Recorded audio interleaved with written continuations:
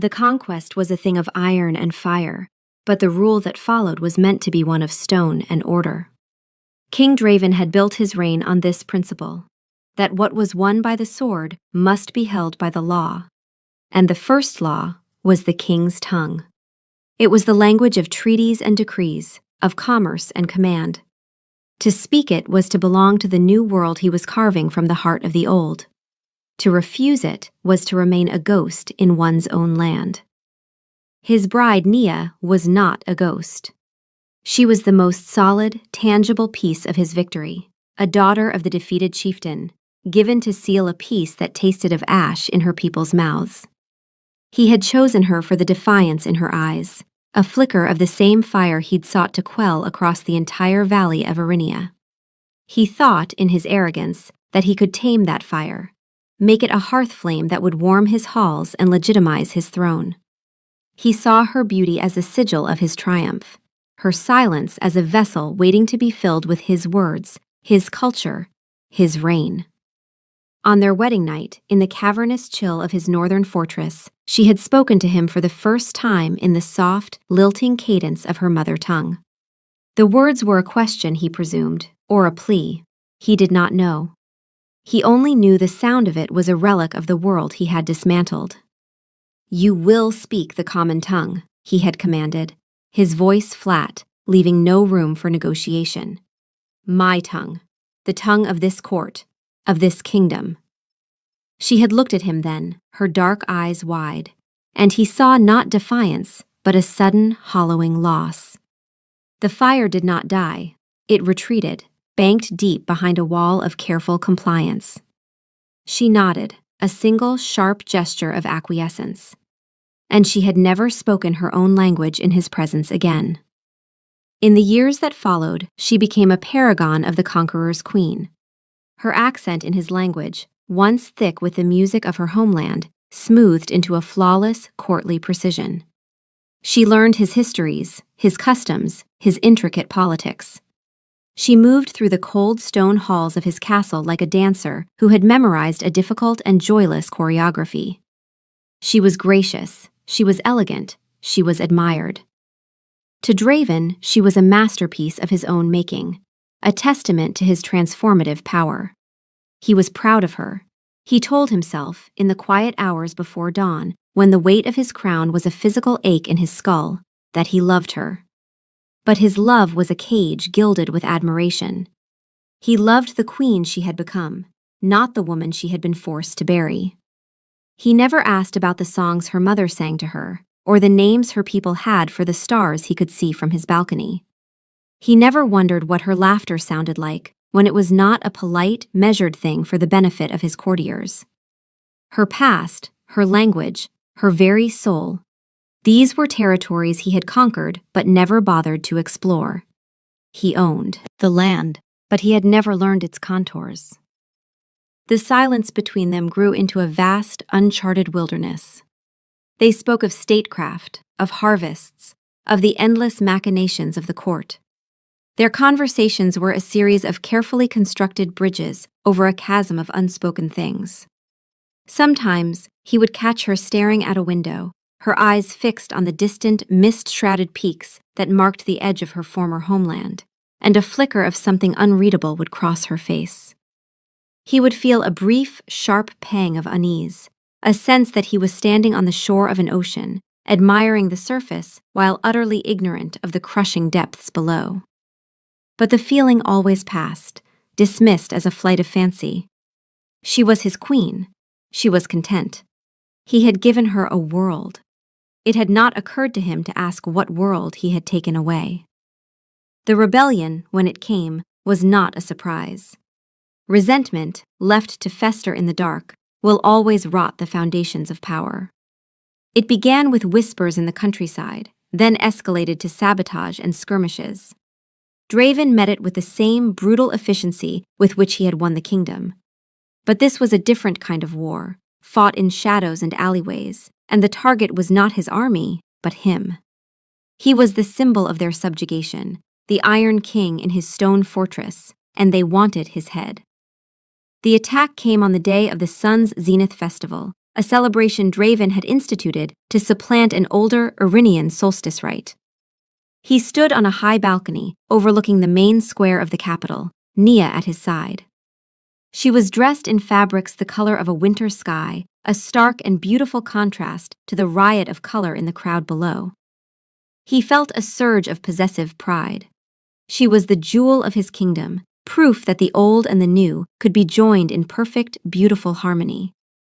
He leaned toward her, his voice a low murmur against the roar of the crowd. "You are beautiful today, my queen."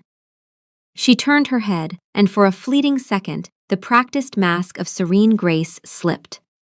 He saw a flicker of the girl with fire in her eyes, a raw, startling vulnerability that made his breath catch.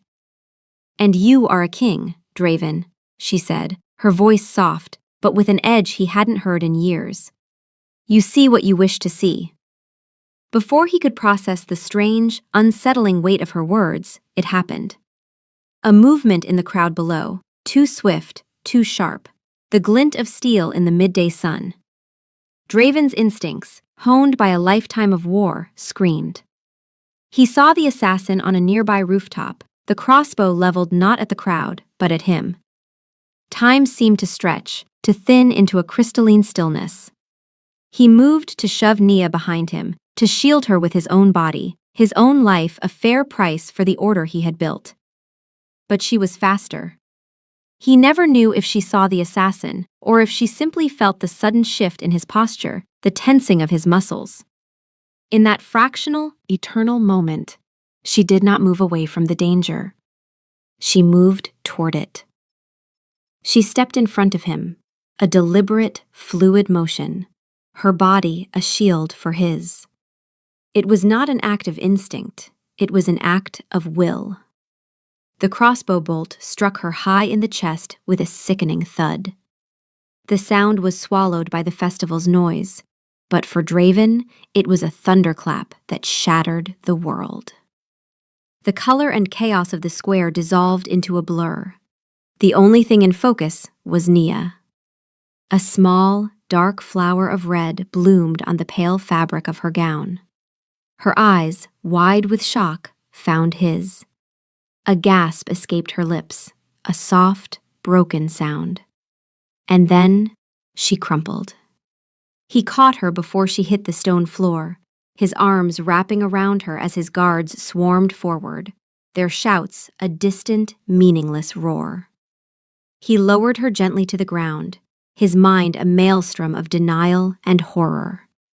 "Mia," he breathed, his hand pressing against the wound, as if he could physically push her life back into her body.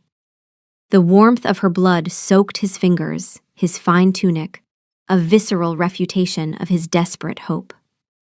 Her breath came in ragged, shallow pants. The careful mask of the queen was gone, stripped away by the brutal intimacy of death. In its place was the face of a terrified woman, a girl from a conquered land, dying in the arms of her conqueror. Her eyes, glazed with pain, searched his. Her lips parted, and she began to speak. But the words that came out were not his. They were the soft, liquid sounds of her mother tongue, the forbidden language, the ghost he had tried to exorcise from his kingdom and from her. It poured from her in a desperate, tearful torrent, a river of sound that he could not navigate. He saw the urgency in her eyes, the frantic need to make him understand. She was trying to tell him something vital, her last and most important message, and the words were meaningless noise to him. "Nia, no," he pleaded, his voice cracking. "Speak the common tongue, please. I don't understand." Her expression crumpled into a heart-wrenching sob of frustration and fear. Her hand, slick with her own blood, gripped his tunic. She tried again, her voice weaker now, the words punctuated by hitching, painful breaths. It was a lament, a story, a final confession he would never know. He could only watch, helpless, as the soul he had never known slipped away from him in a language he had refused to learn. Panic, cold and absolute, seized him. This was a failure more profound than any lost battle, a defeat more complete than the crumbling of his entire kingdom. He had demanded her voice, and now, when he needed it most, he could not comprehend it. The years of his arrogance, his willful ignorance, crashed down upon him in a single, devastating wave. He had possessed her, but he had never known her. And she would die a stranger in his arms. The light was fading from her eyes. The stream of words faltered, dissolving into a faint, guttural whisper. Her grip on his tunic loosened. "No," he snarled, a feral sound torn from the depths of his being. He would not lose her. He would not let his last memory of her be this monument to his own foolish pride. The royal physicians were scrambling onto the balcony, their faces pale with terror. Draven knew, with a chilling certainty, that they were useless. The bolt was too deep, the damage too catastrophic. Mortal medicine was a child's game against a wound like this. But he was not entirely mortal. It was a secret of his bloodline, a dark and terrible inheritance passed down from the founding king of his dynasty, a pact made in shadow and paid for with an eternal thirst. It was a power he had never used, a curse he had intended to take to his grave. But his grave seemed a paltry thing compared to the abyss opening at his feet. To save her, he would have to destroy her. He would have to damn her to an eternity of twilight to keep her from slipping into the final dark. It was a monstrously selfish act, a violation far greater than stealing her language. He would be saving her not for her own sake, but to give himself a chance to atone, to spare himself the agony of this final, unbreachable silence. He looked down at her face, now ashen and still. Her breathing had almost stopped. There was no time. "Forgive me," he whispered, the words a prayer to a woman who could no longer hear him. He bent his head, his lips brushing against the pale, cooling skin of her neck. He hesitated for a heartbeat, the ancient, predatory instinct rising within him, a thing of hunger and power. Then he closed his eyes, and he bit down. The taste of her was life and death, salt and sorrow. He drew her fading life into himself, the coppery warmth a tragic echo of the vibrant woman she had been. He held himself back from the brink, from the all-consuming hunger that threatened to devour him. Then he bit his own wrist, the skin parting easily, and pressed the wound to her lips. "Drink," he commanded, his voice a raw rasp. "Nia, drink." His blood, ancient and potent, welled up and trickled into her mouth. For a moment there was nothing. Then a faint, convulsive swallow. Her still form shuddered, a violent, unnatural tremor that racked her from head to foot. He held her tight, anchoring her to the world as the venom of his immortality began its work, rewriting her flesh, extinguishing the last embers of her mortal life to kindle a new, colder fire. The transformation was a terrible, silent crucible. He had her carried to their chambers, dismissing everyone, even the most trusted guards. He barred the doors and stood vigil over the woman who was both his wife and his victim. For 2 weeks, the world outside ceased to exist. Rebellions and kingdoms were dust and shadows compared to the profound, alchemical horror unfolding in the quiet of this room. Nia lay upon their bed, unnervingly still, like a sculpture carved from alabaster. The wound in her chest had closed, leaving behind no scar, only unnaturally flawless skin. Her body, once warm, grew cool to the touch, her skin taking on the pale luminescence of a winter moon. The slow, rhythmic rise and fall of her breathing had ceased entirely. She was a perfect, beautiful corpse. But Draven knew it was a chrysalis. Inside that silent form, a monster was being made. And as he watched, the guilt consumed him. It was a physical entity, a leaden weight in his gut, a constant, bitter taste in his mouth. The memory of her last, incomprehensible words played over and over in his mind, a ghostly litany of his failure. He had stood at the doorway to her soul as she was leaving, and he hadn't even known how to ask her to stay. He would not fail her again. On the second day of his vigil, he sent for a man named Elian. He was an old, stooped scholar, one of the few Iranian elders who had been spared during the purges of the old culture, kept alive for his knowledge of botany and history. He had been relegated to the castle's dusty library, a living relic Draven had all but forgotten. When Elian entered the royal chambers, his eyes, clouded with age, widened in fear at the sight of the king's blood-stained clothes and the deathly stillness of the queen on the bed. "Your Majesty," he began, his voice trembling. "You will teach me," Draven said, his voice raw with sleeplessness and grief. He did not rise. He did not look away from Naya's face. "You will teach me her language. Now." The old man stared, bewildered. "My lord?" "Every word, every inflection, every turn of phrase," Draven commanded, his gaze finally snapping to Elian, and the force of it made the old man flinch. "You will not leave this room. You will not sleep until I can speak it as if I were born to it. Begin." And so began Draven's penance.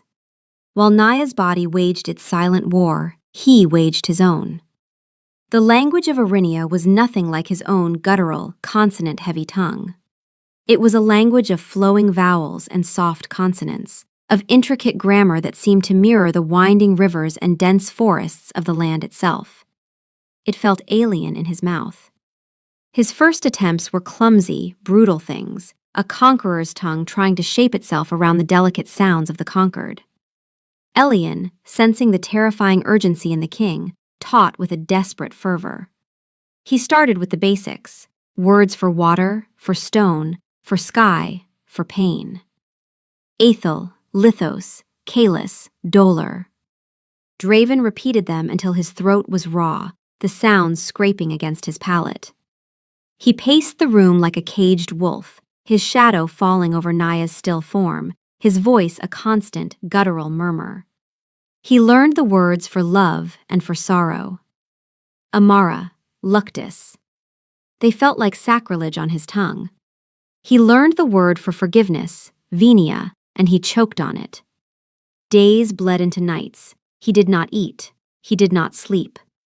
He only watched Naya for the smallest sign of change and forced the strange, beautiful words into his mind, into his mouth, into his very being. The language was a fortress, and he laid siege to it with the full force of his iron will. He was not just learning vocabulary, he was trying to absorb a world view. He learned that the Iranian language had 7 different words for rain, depending on its intensity and duration, and a single complex verb to describe the way moonlight falls through the leaves of a forest. He was discovering, word by agonizing word, the world he had forced Nia to abandon. Each new phrase was a fresh stab of guilt. He was learning the shape of the soul he had tried to erase. As the second week drew to a close, 2 transformations were nearing their completion. In Draven, the language began to settle. The clumsy sounds smoothed into a passable accent. He could form complex sentences, understand the subtle poetry woven into the fabric of the grammar. He could feel the ghost of Nia's voice in the words, the music he had once dismissed as peasant chatter. And on the bed, Nia began to stir. It began with a flicker of her eyelids, then a faint tremor in her fingers. The unnatural stillness was giving way to a new kind of tension, her muscles coiling beneath her skin like a predator about to wake. The thirst, he knew, would be the first thing she felt.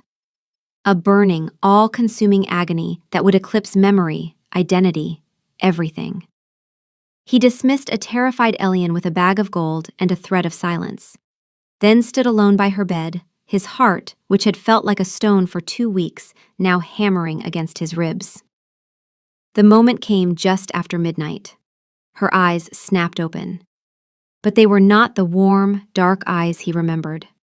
They were the eyes of a nocturnal hunter, the pupils dilated to drink in the scant moonlight filtering through the window, a faint, predatory luminescence glowing in their depths. She sat up, not with the groggy slowness of a mortal waking, but with a single, swift, silent motion. Her head tilted, her senses, now impossibly sharp, taking in the world for the first time.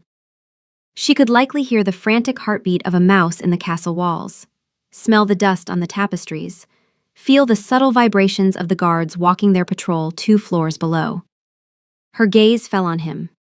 There was no recognition in it, only a stark, primal assessment. He was warm. He was breathing.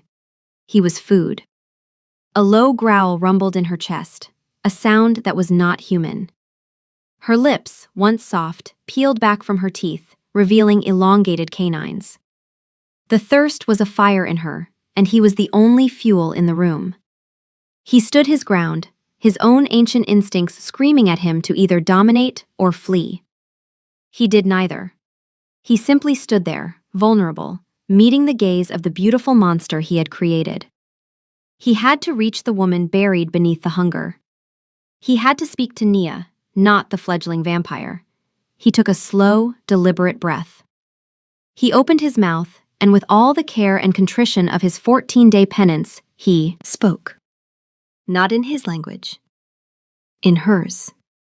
Ethelon, he said, his voice soft, the strange, beautiful words feeling both foreign and profoundly right on his tongue. My star. Nia, can you hear me? The effect was instantaneous and absolute. The growl died in her throat. The predatory focus in her eyes wavered, replaced by a flicker of profound, bewildered shock. Her head cocked to the side, as if she were hearing an impossible sound. The fangs retracted slightly. She stared at him, not as prey, but as a puzzle, a paradox that her new, sharp mind could not immediately solve. The sound of her own language, the language of her childhood, of her heart, coming from the mouth of her conqueror, her husband, the man who had forbidden it, it was a key turning in a lock that had been rusted shut for years. It bypassed the hunger, the rage, the confusion of her new nature, and struck something deeper, something essential. You speak, she whispered, and the words that came from her mouth were Iranian. Her voice was different, a low, resonant alto, but the cadence was the one he now knew intimately, the one he had heard in his head for 2 weeks. I learned, he replied, taking a hesitant step closer. He kept his hands open, his posture unthreatening. I had to, while you slept. He did not say, while you were dead, or while you were changing. The truth was too brutal, and he had been brutal enough. She looked down at her hands, at the pale, flawless skin. She touched her own neck, her chest, where the wound should have been. Confusion warred with dawning horror on her face. What happened? I remember the festival, the pain. Her eyes shot back to his, sharp and accusing. What did you do to me? The hunger was still there, a burning coal beneath the surface of her shock, but her mind was now fighting for control. He had to anchor her, to give her a reason to fight it. He knelt before her, an act of supplication he had never offered another living soul. He was a king, but in this room, he was only a penitent. He met her gaze, his own eyes filled with a grief and regret so profound it was a physical weight. You were dying, he said, his voice thick with emotion, every word in her native tongue a piece of his confession. They could not save you. I could not let you go. Not like that. Not like what? She pressed, her voice trembling with a mixture of fear and nascent power. The shame was so immense he could barely speak the words. You were speaking to me, at the end. You were trying to tell me something, and I was a fool, an arrogant fool. I could not understand. My entire world was dying in my arms, and I was deaf to its last words because I had ordered it to be silent. Tears, thick and hot, welled in his eyes. He did not bother to wipe them away. He wanted her to see them. He wanted her to see the wreckage of the king she thought she knew. This, he said, gesturing to her, to himself, to the terrible new reality of their existence, was the only way I knew to keep you. It was a selfish act. I damned you to give myself a second chance. A chance to listen. Nia stared at him, her expression unreadable. The beautiful, terrible creature on the bed. His wife, his queen, his creation. The chasm between them had always been there, a silent abyss of language and culture. But now it was deeper, wider, filled with the blood and shadow of what he had done. And yet, for the very first time, he had built a bridge. A fragile, desperate bridge made of her own words. The thirst was still a fire in her throat, an agony demanding release. He could see the struggle in the taut line of her jaw, the clenching of her fists.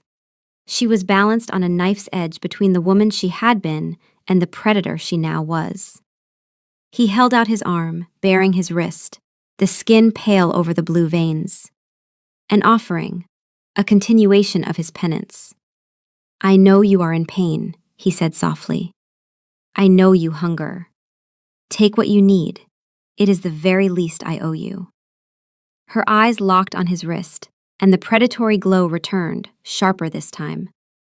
The hunger was a physical thing, a force of nature. He saw her sway, saw the fangs descend once more. This was the moment of truth. Would the monster devour him, or would the woman accept his offering? She moved, a blur of speed he could barely follow, and was before him, her cold hands gripping his arm. Her face was inches from his, and he could feel the chill radiating from her skin. He did not flinch. He held her gaze, waiting for the bite, for the pain that would be a pale shadow of the guilt he carried. She leaned in, her lips parting. He closed his eyes, but the bite never came. Instead, he felt the ghost of her breath on his skin, followed by a single, cold tear that fell onto his wrist. She shuddered, a full-body tremor, and when he opened his eyes, she was looking at him, and the monster was gone. In its place was Nia, her eyes filled with a grief as vast and deep as his own. "You learned," she whispered again, her voice breaking. It was not a question this time, but a statement of profound, world-altering fact. "I am listening now," he replied, his voice cracking. "Nia, I am finally listening." She pulled back, releasing his arm. The immediate danger had passed, but the new reality of their lives had just begun. They were two immortals in a silent room, bound together by violence and regret. The crown, the kingdom, the rebellion, it all seemed impossibly distant. The only world that mattered was the one between them, a world that had to be rebuilt from the ashes, one word at a time. For a long while, they simply looked at each other, the silence between them no longer a chasm of ignorance, but a space of shared, sorrowful understanding. The moonlight cast long shadows across the floor, making the room feel like a tomb and a sanctuary all at once. Finally, he found the courage to ask the question that had haunted him for 2 weeks, the question that had driven him to dismantle his own pride and learn the language of his captive bride. "What were you trying to tell me?" he asked, his voice barely a whisper. "On the balcony, your last words. What were they?" Nia's gaze drifted toward the window, toward the sliver of moon in the ink-black sky. A profound sadness settled over her features, aging her immortal face with a mortal weight of memory. "It was not a state secret," she said, her voice distant, lost in the past. "Not a curse on your name. I was not telling you how to defeat the rebels." She turned back to him, her eyes clear and deep, wells of memory he was finally permitted to see into. "I was a child again," she said softly. "I felt the stone of the balcony under my back, and for a moment, it was the warm earth of the riverbank where my mother used to take me. The sun was on my face, and I saw her." She paused, swallowing, though she had no saliva. It was the memory of a human gesture. "I was telling you what she always told me when I was scared." She would hold my face in her hands and tell me a story about the river spirit, how it was strong enough to wash away any pain, any fear, how it would carry it down to the great sea and return, clean and new, in the spring rain. Her voice dropped to a whisper, laden with the weight of that final, desperate moment. "I was telling you to let the river take me. I was telling you to let me go home." The words struck Draven with the force of a physical blow. He had thought her final message was for him, a warning, a confession, a plea for his life. He had centered himself even in her dying moments. But she had been seeking comfort, retreating into the one safe place she had left, a memory of her mother, a story in her own tongue. She had not been fighting for his kingdom, she had been asking for release. And in his selfish, desperate love, he had denied her that. He had chained her to this world, to him, to an eternity of night and thirst, all to soothe his own guilty conscience. The full, monstrous weight of his actions settled upon him. He had not saved her. He had stolen her death. He bowed his head, the shame so complete it bent his spine. The king was gone. There was only a man, stripped bare, facing the woman he had wronged in every conceivable way. "Forgive me," he breathed, the words tasting like ash. "Nia, can you ever forgive me?" She was silent for a long time. The hunger still gnawed at her, a dull, constant ache. The world was a symphony of overwhelming sensations.